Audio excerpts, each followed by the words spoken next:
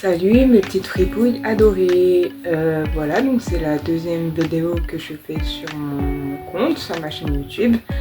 Aujourd'hui, on va parler de l'autisme.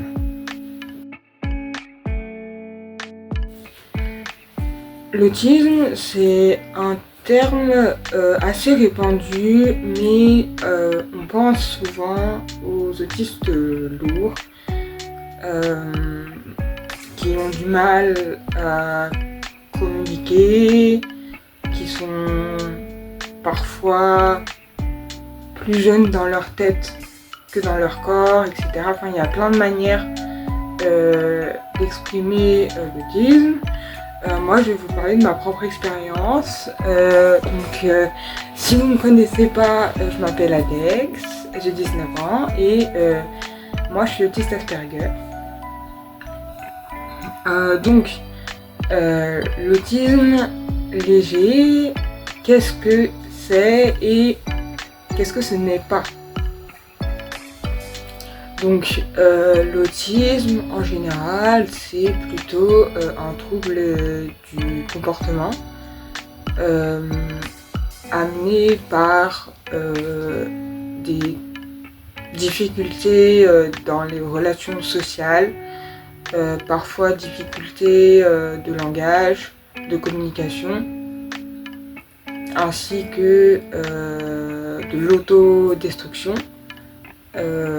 Alors, l'autodestruction ne veut pas forcément dire cicatrice.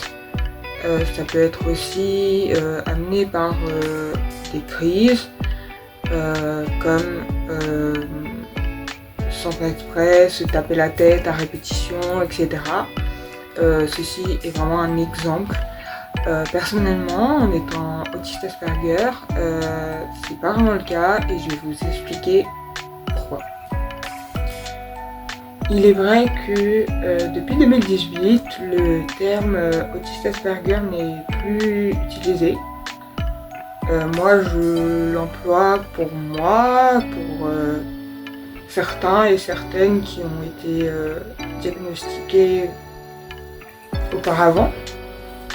Maintenant, on va utiliser le terme TSA, donc, qui veut dire trouble du spectre autistique, qui peut se manifester sous plein de formes différentes. Donc moi, j'ai choisi de vous partager mon histoire sur l'autisme léger pour faire connaître cette gradation de l'autisme dont on ne parle pas assez souvent. Donc, personnellement, l'autisme chez moi se caractérise par des troubles des interactions sociales. C'est vrai que c'est pas, pour vous expliquer simplement, ce n'est pas le fait de se sentir enfant ou d'avoir une difficulté de communication, c'est vraiment le fait de ne pas comprendre les codes sociaux de la société, ne pas réussir à les apprendre et à en faire une logique dans notre tête. Ainsi, on a du mal à garder des amis, surtout que certaines fois, comme moi, on a énormément de mal à comprendre le second degré. Donc c'est vrai que quand quelqu'un utilise plutôt l'ironie ou une autre forme de second degré, on va avoir tendance à pas comprendre et quand même à chercher à savoir comment cela a été dit, et souvent comme c'est ironique ou par le biais de blagues, etc., on va chercher à comprendre les détails de cette blague pour en connaître la raison de cette rigolade et pour être sûr que cette blague n'est pas contre nous au final. On va vraiment avoir l'impression que quand les gens rigolent, c'est de nous, quand les gens regardent, c'est nous au final. Ensuite, moi je vous ai parlé de autodestruction. Alors, c'est vrai que comme les autistes lourds, il peut arriver qu'on fasse des crises autistiques qui vont beaucoup ressembler à des crises d'angoisse ou des crises de panique, parfois même des crises suicidaires qui peuvent penser à des crises de dépression ou d'autres troubles psychiatriques. Alors que ce n'est pas le cas, c'est vrai que maintenant, maintenant, on fait de plus en plus connaître l'autisme léger, donc les TSA, mais on a toujours cette image de la personne qui est en énorme crise, qui ne peut plus parler, qui a de grandes difficultés à communiquer, qui ne veut pas qu'on le touche, etc. Enfin, qui a vraiment une forte anxiété sociale et une forte anxiété tout court due à l'autisme. Donc personnellement, par rapport aux phases d'autodestruction, moi j'ai beaucoup utilisé les cicatrices. Je pense que vous allez comprendre de quoi je parle, mais j'ai pas le droit de le dire parce que on est sur YouTube et puis ça pourrait trigger certaines personnes, donc je respecte totalement. Et enfin, moi je vais vous parler de la routine. C'est vrai que c'est quelque chose d'assez compliqué, puisque nous, on a une routine qui est assez cadrée et assez droite, parce que tout simplement, voilà, on aime bien être dans notre confort et ne pas changer nos habitudes par peur de ce qui pourrait arriver. Et alors ça peut ressembler à de la paranoïa, mais vraiment pas. Après, moi j'ai appris et il faut que les personnes apprennent avec le temps, même si c'est très très très difficile, à accepter les changements dans la routine. C'est-à-dire que, prenons un exemple, je fais ma routine, mon petit déjeuner, donc je mange du pain, un beurre, etc. avec du jus de fruits, et hop, il n'y a plus de jus de fruits, du coup je me retrouve sans rien, entre guillemets.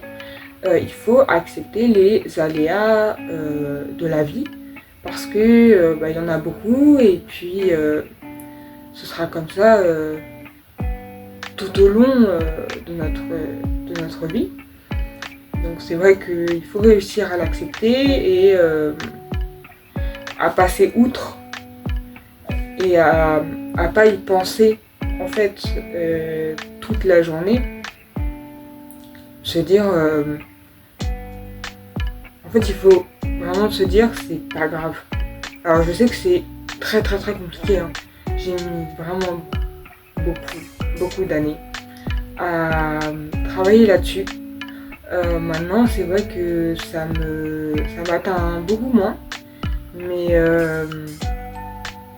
c'est vrai que ça m'atteint toujours. Et dernière chose, je dirais que ce serait donc le haussement de ton.